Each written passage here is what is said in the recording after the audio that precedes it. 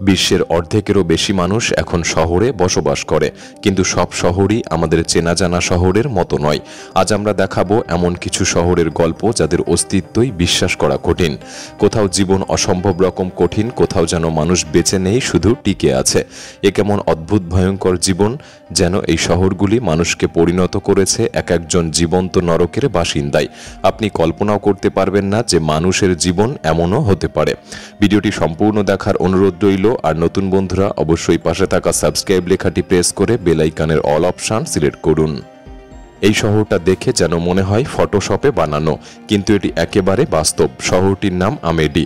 ইরাকের কুর্দিস্তানে পাহাড়ের চূড়ায় অবস্থিত এই প্রাচীন শহরটি এক নজরে দেখলেই বোঝা যায় এটি এমন এক সময়ে তৈরি যখন উচ্চতা মানেই ছিল প্রতিরক্ষা।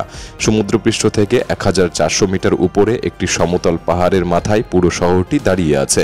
বাসিন্দারা খাড়ার ধারে বাড়িতে থাকে, যা ভয়ঙ্কর মনে হতে পারে, তবে জানালায় দাঁড়ালেই চোখে পড়ে বিস্ময়কর উপত্যকার দৃশ্য।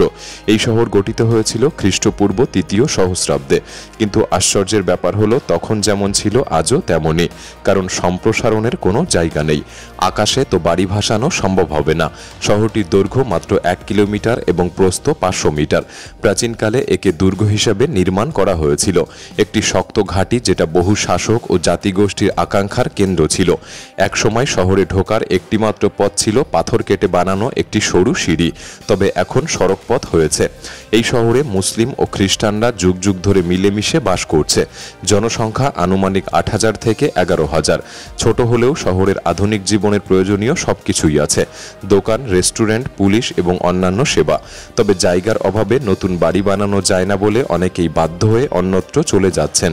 এখানকার মানুষ মূলত কৃষিকাজ ও কিছুটা পর্যটনের উপর নির্ভর করে জীবিকা চালনা করে। শহরটিকে ইউনেস্কো ওয়ার্ল্ড হেরিটেজ সাইট হিসেবে স্বীকৃতি দেওয়ার জন্য বাসিন্দারা উদ্যোগ নিচ্ছেন, যাতে আরও বেশি পর্যটককে আকৃষ্ট করা যায়। আটলান্টিক মহাসাগরের কিনারে লাগোস শহরের কাছেই, যেখানে জলের উপর দাঁড়িয়ে আছে একটি সম্পূর্ণ জনপদ, মাকোকো ভিলেজ।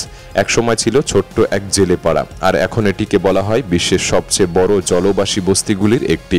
এটি প্রযুক্তিগতভাবে লাগোসেরই অংশ, কিন্তু বাস্তবে এটি যেন সম্পূর্ণ আলাদা এক শহর।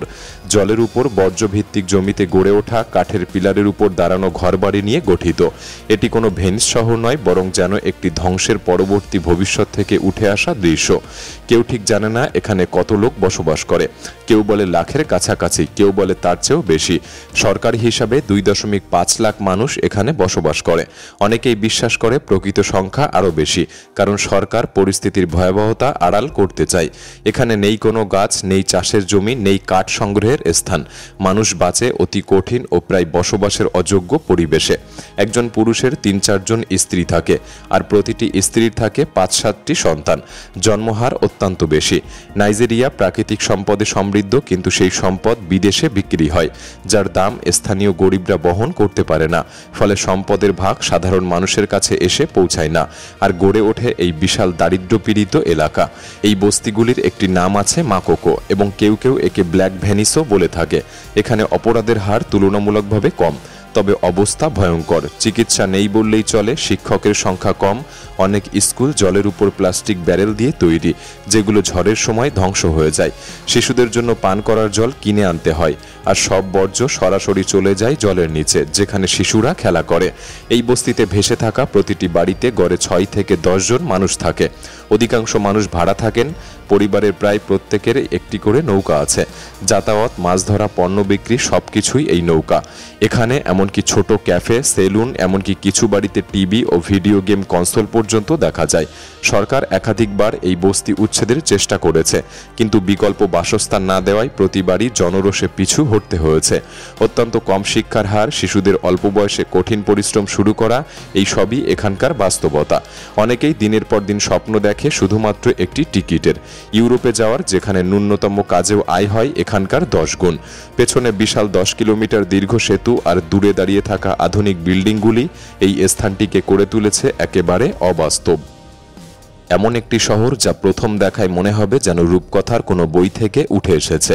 ইয়ানজিন শহরের ড্রোন শট যখন ইন্টারনেটে ছড়িয়ে পড়ে অনেকেই ভাবেন এটি হয়তো সিজিআই কম্পিউটারে বানানো, কারণ এ শহর এতটাই সরু যে বাস্তবে এমন কিছু থাকা কঠিন বিশ্বাস করা। চীনের ইউনান প্রদেশের পর্বতের মাঝে গঠিত এই শহরটি সবচেয়ে সরু জায়গায় মাত্র 30 মিটার চওড়া আর সবচেয়ে প্রশস্ত অংশে 300 মিটার। পাশে পাহাড় থাকায় শহরটি দুই দিকে বাড়তেও পারে না, তাই নদীর ধারে খুঁটির উপর টাঙানো বিল্ডিং বানিয়ে মানুষ সেখানে বসবাস করে, যাতে নদীর জলস্তর বেড়ে গেলে ঘর ডুবে না যায়। এখানে প্রায় 40,000 মানুষ বাস করে। শহরের পরিকাঠামো যথেষ্ট উন্নত, রাস্তা আছে, এমনকি পর্বতের ভেতর দিয়ে কাটানো 2 কিলোমিটার দীর্ঘ টানেলও রয়েছে। অতীতে এখানে খুব বেশি পর্যটক আসতেন না, কিন্তু সাম্প্রতিককালে ইন্টারনেটে ভাইরাল হওয়ার পর এই শহরের অভূতপূর্ব সৌন্দর্য অনেককে টেনে নিয়ে গিয়েছে। অবাক করা বিষয় হলো এত সরু শহর হলেও এখানে বেশি ব্রিজ নেই। আবহাওয়া মৃদু, সারা বছর গরম এবং ঠান্ডা খুব কমই থাকে, ফলে এখানে ধান চাষ খুব সহজ এবং বহু মানুষ কৃষিকাজের উপর নির্ভরশীল। অন্যরা রেলওয়েতে বা পর্যটন খাতে কাজ করে। তবে ইয়ানজিন খুব ধনী শহর নয়, কারণ এটি দুর্গম এবং নতুন মানুষ এখানে স্থায়ীভাবে বসবাস করতে চায় না। অনেকেই মনে করেন এতটা ছোট ও বন্যায় বিপজ্জনক জায়গায় থাকা নিরাপদ নয়। দুঃখজনক হলেও এটা সত্যি, অতীতে ভয়াবহ বন্যায় অনেক মানুষ প্রাণ হারিয়েছেন। নদীর জল এতটা বেড়ে যায় যে ঘরের নিচের তলা, এমনকি খুঁটির উপর দাঁড়িয়ে থাকা বাড়িগুলির ভিত পর্যন্ত ধসে পড়ে। তবুও এখানকার মানুষ এই শহর ছেড়ে যেতে চায় না, কারণ তাদের পরিবার প্রজন্মের পর প্রজন্ম ধরে এখানেই বাস করছে। শহরটি যতই অস্বস্তিকর হোক, এখানকার মানুষ এর সৌন্দর্য, পরিবেশ আর ঐতিহ্যের সঙ্গে জড়িয়ে আছে। এটি পৃথিবীর সবচেয়ে সরু শহর, যেখানে জীবন হয়তো সহজ নয়, কিন্তু একদম আলাদা, একেবারে অতুলনীয়। এমন এক শহর যেখানে মৃতদের সংখ্যায় জীবিতদের চেয়ে অনেক গুণ বেশি। কোলমা আমেরিকার সান ফ্রান্সিসকোর কাছাকাছি অবস্থিত এক অদ্ভুত শহর। বিশ্বের সবচেয়ে অদ্ভুত শহরগুলির একটি হিসেবে ধরা হয় কোলমাকে, কারণ শহরের 73% এলাকা জুড়ে কেবল কবরস্থান। এখানে প্রতি 1000 মৃত মানুষদের জন্য মাত্র একজন জীবিত মানুষ আছেন। ভাবুন একবার, যেখানে চোখ যায় কেবল কবর আর স্মৃতিফলক।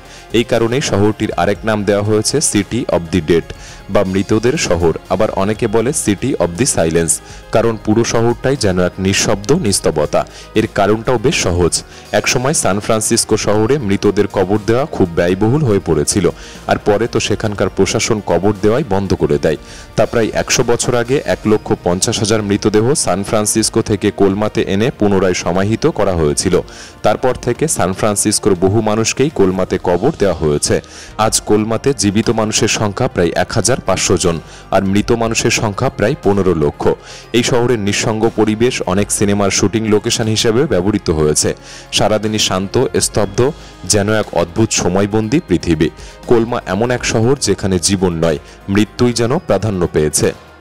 অস্ট্রেলিয়ার মরুভূমির বুকে অবস্থিত পৃথিবীর একমাত্র আসল আন্ডারগ্রাউন্ড শহর কোবারপেডি, যেখানে মানুষ সত্যি সত্যি মাটির নিচে বসবাস করে।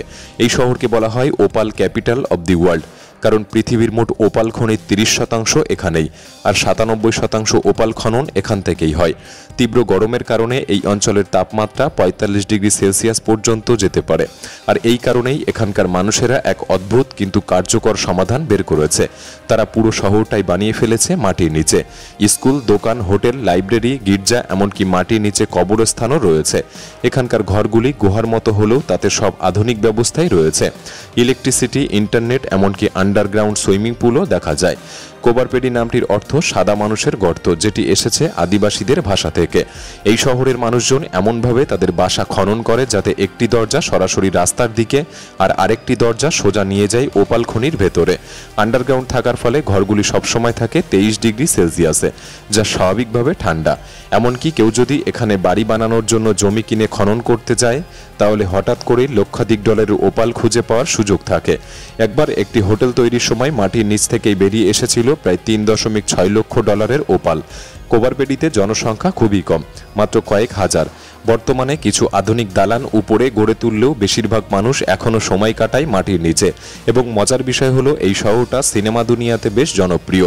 ম্যাড ম্যাক্স, পিস ব্ল্যাকের মতো চলচ্চিত্র শ্যুট হয়েছে এখানেই। এই শহরের পরিবেশ এতটাই অদ্ভুত ও বৈজ্ঞানিকভাবে গুরুত্বপূর্ণ যে মঙ্গল গ্রহে বসবাসের অনুশীলনও কোবারপেডিতেই করার পরিকল্পনা করা হয়েছে। এরকম শহরগুলি আমাদের চেনা পৃথিবীকে প্রশ্নের মুখে ফেলে যে জীবন আসলে কতভাবে চলতে পারে। যারা এই শহরগুলির বাস্তব রূপ এখনো দেখেনি, তাদের জন্য এসব যেন কল্পনার থেকেও বেশি অবাক করার মতো। ভিডিওটি ভালো লাগলে একটি লাইক করতে পারেন, চ্যানেলটি সাবস্ক্রাইব করে রাখতে পারেন। তাহলে দেখা হচ্ছে পরবর্তী নতুন একটি এপিসোডে। ধন্যবাদ।